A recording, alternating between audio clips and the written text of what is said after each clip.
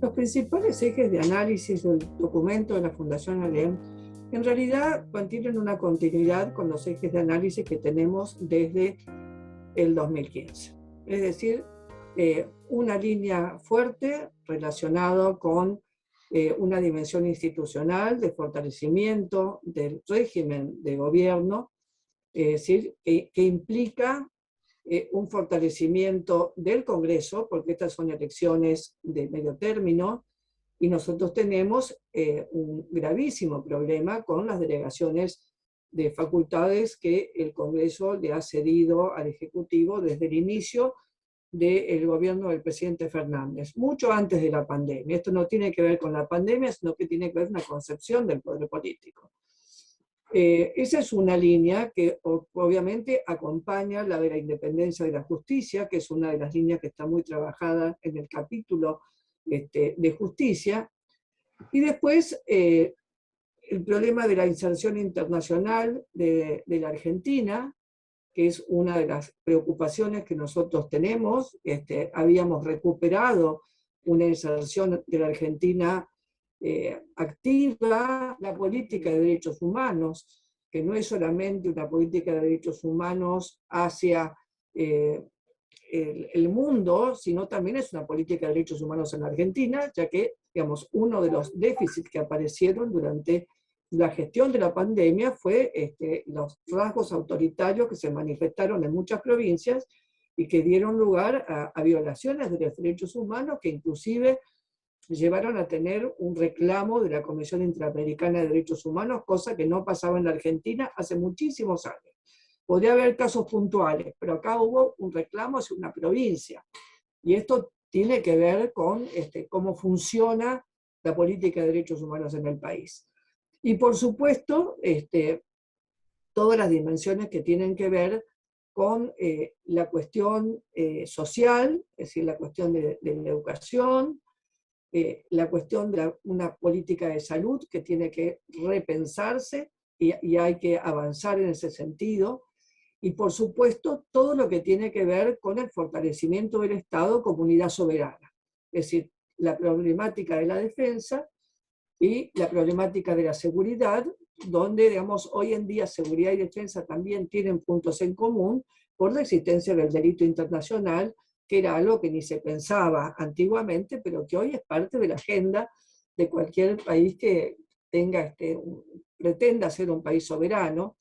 Y además creo que las propuestas están atravesadas por una clara conciencia del cambio social, ya que se incorpora prácticamente en todas las propuestas la dimensión tecnológica, no solamente desde el punto de vista de la incorporación de las relaciones digitales, sino también la necesidad de la conectividad y de la adaptación a nuevas formas de trabajo y a nuevas formas de funcionamiento del Estado, ¿no?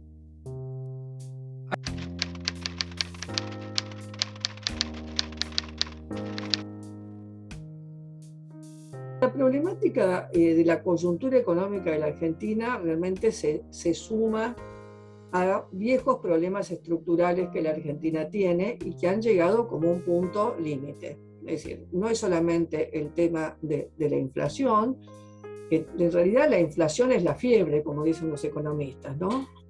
Porque está llamando la atención sobre un conjunto de problemas que tienen arrastre y que han sido profundizadas enormemente por este gobierno, que le echa la culpa a la pandemia, pero en realidad lo que hay es un comportamiento de la política económica similar al que hubo en los periodos anteriores del kirchnerismo, con lo cual no se le puede echar la culpa a la pandemia.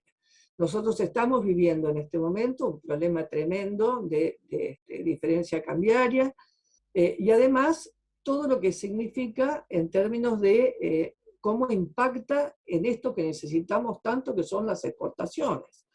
Es decir, en el eje económico esto está muy bien tratado. Nosotros necesitamos de las exportaciones, pero también para poder exportar se necesita importar, porque hay muchos insumos que no se producen en el país. Estos bienes de capital son fundamentales. Digamos, hay acá una lógica que tiene el gobierno, que repite el gobierno, que es esta creencia que estamos en la década del 50. Y se ignora las modificaciones en el mundo productivo, donde las cadenas de valor ya no son al interior de los países, sino que atraviesan el conjunto del mundo. Y hoy nosotros tenemos problemas con las importaciones.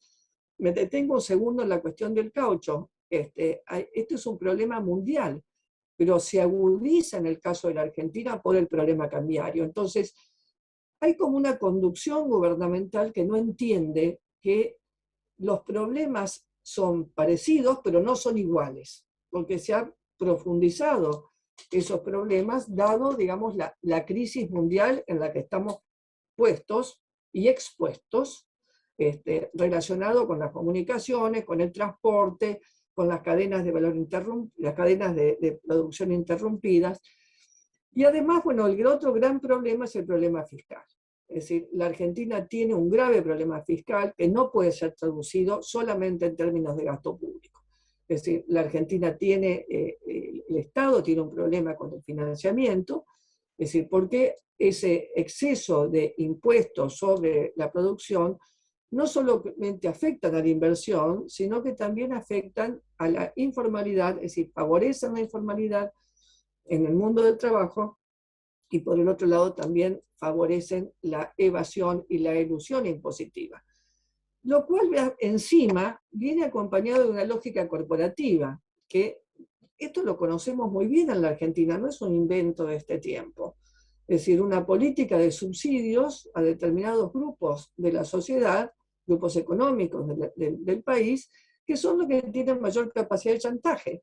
Entonces, ellos se ven beneficiados con subsidios, subsidios sobre todo en el área energética, que es otra área crítica que el país tiene, y entonces, bueno, en función de la capacidad de presión, consiguen subsidios para obtener gas, para producir determinados bienes, o, digamos, hay una política irracional de subsidios, como ha sido, por ejemplo, de los subsidios del gas a zonas que no son de la Patagonia. Entonces, si reducimos las exportaciones y si encima tenemos un problema de subsidios fruto de una puja distributiva entre grupos corporativos, y por el otro lado una política populista en el sentido demagógico, de electoralista, bueno, tenemos un problema fiscal muy grave, y este es uno de los temas que nosotros hacemos eje.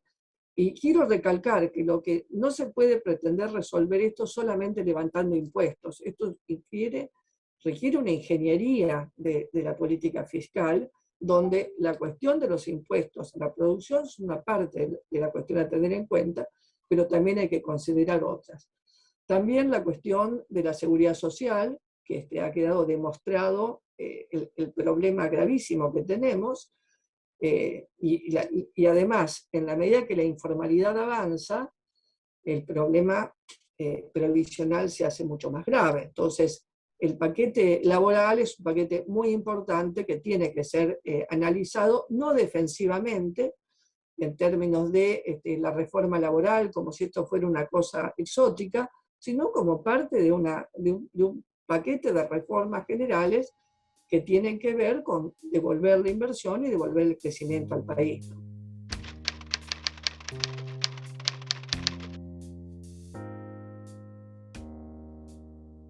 Las elecciones de noviembre son elecciones muy importantes, no solo por su significación institucional, sino casualmente por la crisis. Es decir, la crisis las hace mucho más importantes, y creo que nosotros tenemos que ser muy conscientes de la necesidad de una gran participación ciudadana en esta elección de noviembre. Necesitamos que los ciudadanos argentinos se manifiesten, y además tenemos que pensar que las elecciones pueden ser distintas entre las de septiembre y las de noviembre. En primer lugar, la experiencia santafesina de las PASO nos muestra muchas veces que la gente en la elección PASO se siente más libre para votar. Y en la elección definitiva toma realmente la decisión. Nosotros no estamos tan seguros de que las mismas decisiones que se tomaron en septiembre se tomen en el mes de noviembre. Y además, cualquier partido político que está en el gobierno, en una situación donde tiene una amenaza de pérdida electoral, va a usar todos los recursos que tenga a los fines de garantizarse un mejoramiento en la elección. Si no puede ganar, por lo menos aproximarse. Entonces, me parece que nosotros estamos frente a dos posibilidades, ¿no? Una posibilidad es que se mantenga las diferencias de septiembre, lo cual, digamos, trae como consecuencia, digamos, por un lado, una mayor crisis en el gobierno y por otro lado, una mayor responsabilidad para la oposición. Y por el otro lado, lo que me parece también es que todas las picardías que no se hicieron en el mes de septiembre se pueden hacer en el mes de noviembre. Con lo cual nosotros tenemos que preparar nuestra fiscalización, tenemos que estar muy atentos y tenemos que estar muy seguros de la gente que mandamos a fiscalizar, y además tiene que haber un fiscal en cada mesa, porque lo que salva a cualquier elección es la planillita firmada.